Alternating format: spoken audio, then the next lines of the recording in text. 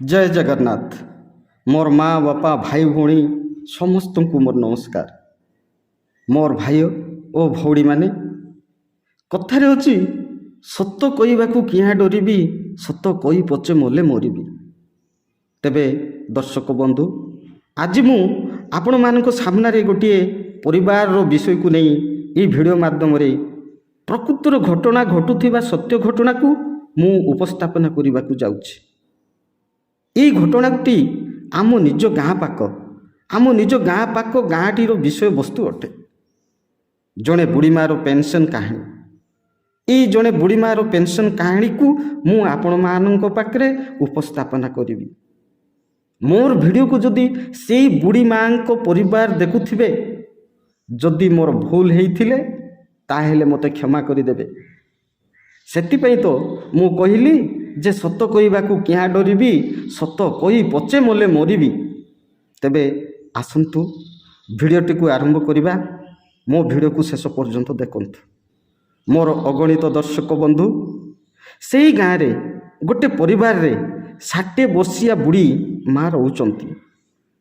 से सरकार को तरफरु मासिक हिसाब रे 500 टंका पेंशन आकार रे पाउचंती। से बुढ़ी माँ जनकर 3टी संतान। बड़ झीटी बाहासा हई अन्य घरे रोची आउ 2 पुओ मध्य बाहासा हई निज निज परिवार सह अलगा अलगा हई रहउचंती। किंतु से बुढ़ी माँ कहा पटे रोची से निजे भी जानी पारु नाही कि से 2 पुओ मध्य जानी पारु नाती जे माँ आम 2 जन को भितरु कहा पटे से रोची कहा पटे खाउची पीउची बोली से 2 भाई मध्य बुढ़ी मार विषय वस्तु को जानी पारु नांती। दर्शक बंधु ये तो बड़ विचित्र कथा जे से निजे बुढ़ी माँ जानी पारु नाही कि पुओ माने मध्य जानी नाहांती जे बुढ़ी माँ कहा पटे रोची। दर्शक बंधु 2 पुओ बुढ़ी माँ को कहीं चिन्हबे। बुढ़ी मार बार्धक्य भत्ता केवल 500 टंका पाई 2 भाई अंध हो जाइचंती।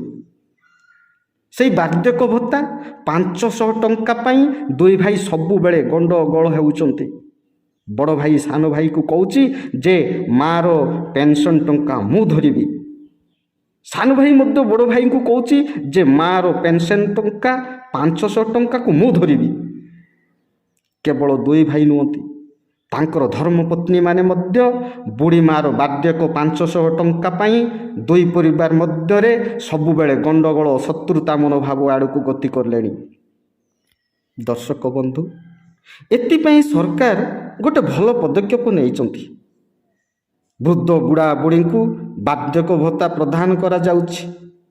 कारण से माने भी निजे चाहूथिबा जिनिस पत्र आउ भल मंदरे खर्च करि पारिबे बोली।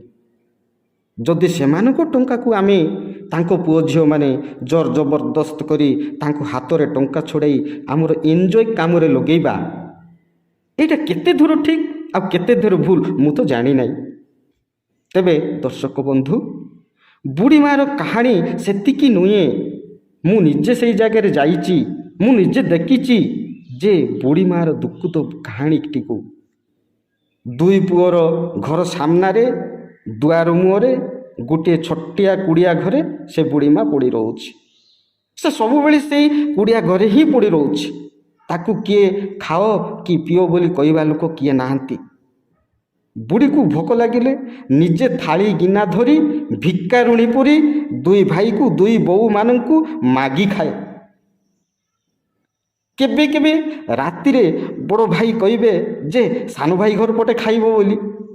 सानो भाई मध्य कहबो जे घर बड़ भाई घर पटे से खाइबो बोली। घर कपाट बंद करी 2 भाई 2 पटे सोई पड़ती। बुढ़ी भोक लगिले किछि खाइबे बोली गले 2टी कपाट बंद चालुछि बंद रहउछि। कपाट ठक ठक करी खाइबा पई उठाइले कहबे जा जा जा जा आज तांको पटे खाइदे से माने मध्य तोर पेंशन टंका को खाउचंती। आउ गोटे पुओ पाखु जाई ठक ठक करी कपाट बाड़ी खाइबा पई मागिले से पुओ मध्य कहे जा जा जा आज तांको पटे खाइदे।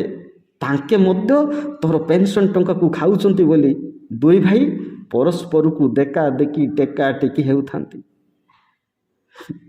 ବୁଢ଼ୀମା ଶେଷରେ କାନ୍ଦି କାନ୍ଦି ପାଣି ଢକ ଢକ କରି ପିଇ ରାତିରେ ଭୋକରେ ଶୋଇପଡ଼େ। ମୋର ଭାଇ ଓ ଭଉଣୀମାନେ, ସେଇ ଦୁଇ ପୁଅର ହେତୁ ଜ୍ଞାନ ମଣିଷର ମାନବିକତାକୁ କ'ଣ ଉଇ ଖାଇଦେଲା କି? ନା ଉଇ ଖାଇ ନଷ୍ଟ କରିଦେଲା କି? ଯେତେବେଳେ ମାଆର ପେନ୍ସନ୍ ମିଳିଲେ ଦୁଇ ଭାଇ ବାଟ ଅନେଇ ବସିଥାନ୍ତି, ଆଉ ମା ପେନ୍ସନ୍ ଟଙ୍କା ଘରକୁ ଆଣିଲେ ଜିକା ଟଣା ଗଣ୍ଡ ଗଳ ହୋଇ ମାଆର ଟଙ୍କାକୁ ନେଇଯାଆନ୍ତି। ମା ପାଇଁ ଗୋଟେ ଟଙ୍କା ବି ଛାଡ଼ନ୍ତି ନାହିଁ। କାହିଁ ସେତେବେଳକୁ ତ ତାଙ୍କର ହେତୁ ଜ୍ଞାନ ତ ଠିକ୍ କାମ କରୁଛି। ମାଆଙ୍କର କ'ଣ ବଞ୍ଚିବାର ଅଧିକାର ନାହିଁ? ମା କ'ଣ ତାଙ୍କର ବନ୍ଧା ଛେଳି? ମାଆର ବେକରେ ଦୌଡ଼ି ବାନ୍ଧି ଘର ବାଡ଼ ପଟେ ବାନ୍ଧିକି ରଖିଥିବେ? ମୋର ଦର୍ଶକ ବନ୍ଧୁ, କଥାରେ ଅଛି, ମାଆ କହେ ମୋ ପୁଅ ବଢ଼ୁଛି, ଯମ କହେ ତୋ ପୁଅ ଛିଡ଼ୁଛି। ମୂର୍ଖ ପୁଅ, ବିଧବା ଝିଅ, ବିନା ନିଆଁରେ ଦହନ୍ତି ଦେହ।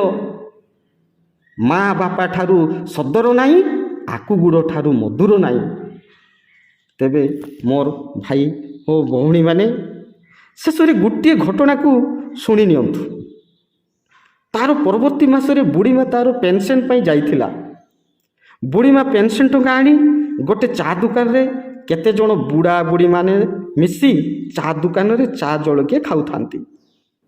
ସବୁ ବୁଢ଼ା ବୁଢ଼ୀମାନେ ସେଇ ଦୋକାନରେ ସବୁଦିନ ଚା ଜଳଖିଆ କରିଥାନ୍ତି ଏବଂ ଆଉ ପେନ୍ସନ୍ ମିଳିଲେ ଦୋକାନୀକୁ ଉଦାର ଟଙ୍କା ଦେଇ ଦିଅନ୍ତି।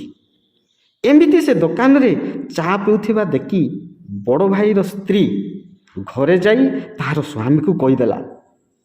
ତା ସ୍ୱାମୀ ମାନେ ବଡ଼ ଭାଇ ସାଙ୍ଗେ ସାଙ୍ଗେ ଆସି ବୁଢ଼ୀ ମାଆର ସବୁତକ ଟଙ୍କାକୁ ଟାଣିକି ନେଇଗଲା।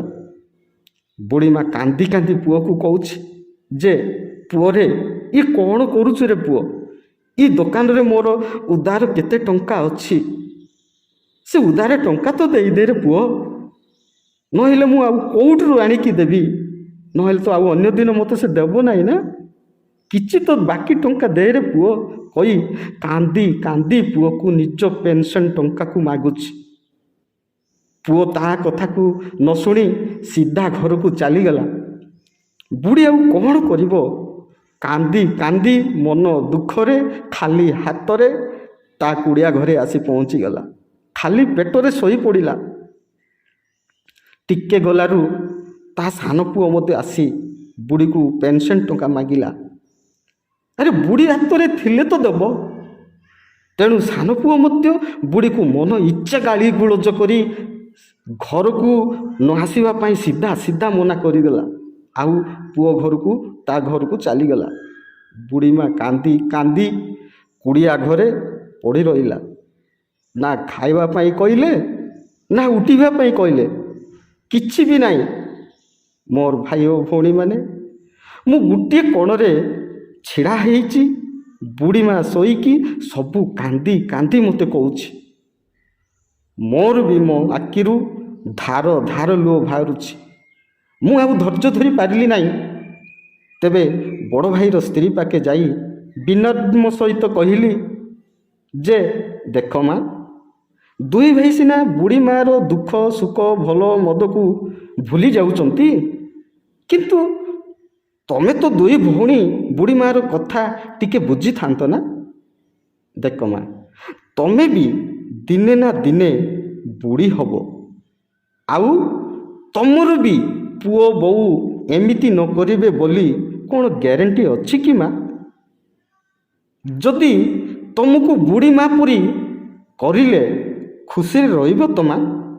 ଆଉ ମନେ ରଖ, ଦିନେ ଶାଶୁର ପାଳି ପଡ଼ିଲେ ଆଉ ଦିନେ ବୋହୂର ପାଳି ପଡ଼ିବ ବୋଲି ମୁଁ ଘରକୁ ଆସିଲି। ତେବେ ମୋର ମା ବାପା, ମୋର ଭାଇ ଓ ଭଉଣୀମାନେ, ମୁଁ ଯାହା ଦେଖିଥିଲି ଆଉ ମୋ ମନରେ ନ ରଖିପାରିଲି, ମୁଁ ଆପଣମାନଙ୍କ ସାମ୍ନାରେ ଉପସ୍ଥାପନା କଲି।